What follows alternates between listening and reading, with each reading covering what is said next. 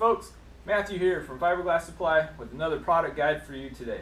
Hey, we are going to talk about Surfboard Gloss Resin. This is a polyester resin. It contains a wax in it so it cures to a tack-free surface. You initiate it with MEKP catalyst and it will wet sand and buff out to a high gloss.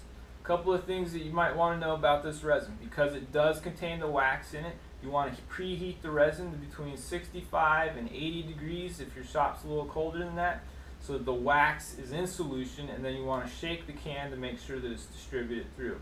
If you don't do that, you can run into some problems. Other thing you want to know, this resin tends to go on super thin.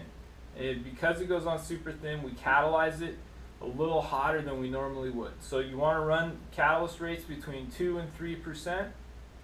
If you're down kind of around that 65-degree range, you definitely want to go 3%. If you're pushing 80 or so, you want to go 2%, maybe even a little lower than 2%. You're typically going to get about a 20-minute gel time with those catalyst ratios.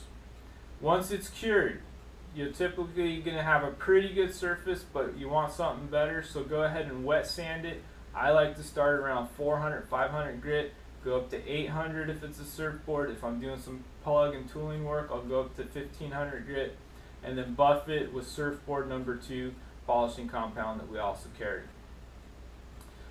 It does, as you notice here, have kind of a hue to it, but it is a clear see-through resin, and once you've got it out on that board in a super thin layer, you can't tell.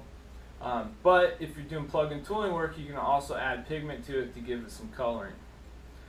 For more information on this product and others, check us out at fiberglasssupply.com. Thanks.